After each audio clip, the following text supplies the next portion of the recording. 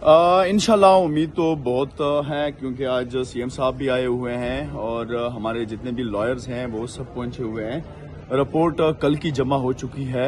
आज हम देखते हैं कि उस रिपोर्ट में क्या है और जज साहब क्या ऑब्जर्वेशन देते हैं, क्योंकि खान साहब को जिस तरह प्रीवियस 4 महीनों से आइसोलेशन में रखा हुआ है और जेल सुपरडेंट जो है वो इस्लामाबाद हाई कोर्ट के लार्जर बेंच का डिसीजन जो है वो जूते की नोक पे रखता है। लेकिन मैं फिर भी अप्रिशिएट करूंगा कि चलो चीफ जस्टिस याया अफरीदी का ऑर्डर मान के एक वकील जो है वो कमीशन बना के जेल तक, सेल तक तो रसाई दे दी है। अब हम देखते हैं खान साहब को कहीं शिफ्ट किया जा सकता है। देखो, अगर खान साहब को शिफ्ट करेंगे तो ये इनकी इंतहाई गलती होगी, क्योंकि उसके बाद हम 1 मिनट भी नहीं रुकने वाले।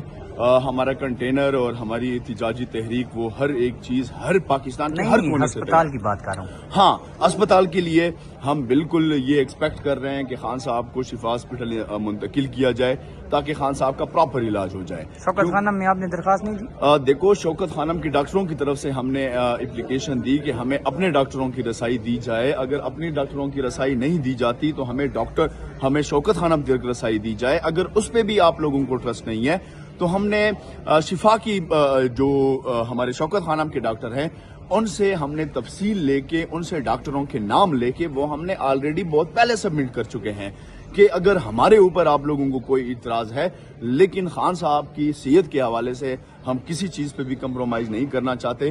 खान साहब की सेहत जो है वो सबसे अव्वल है और हम इंतहाई खौफजदा हैं कि पता नहीं खान साहब की मजीद क्या, जब तक चेकअप नहीं होगा तब तक हमें चीजें क्लियर नहीं होंगी।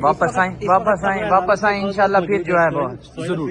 हाँ जी, बिल्कुल। सोहेल अफरीदी भी आए हुए हैं, तमाम तर हमारे लीडरशिप हैं, उन सबको भी हमने आगाह किया है कि आप लोग सब पहुंचे और राजा साहब और सलमान सफदर साहब वो भी पहुंचे हुए हैं। इंशाल्लाह उम्मीद है, अच्छे की उम्मीद है कि हमें अच्छे प्रॉपर और अप्रोप्रिएट ऑर्डर जो है वो हमें मिल जाएगा। बहुत शुक्रिया।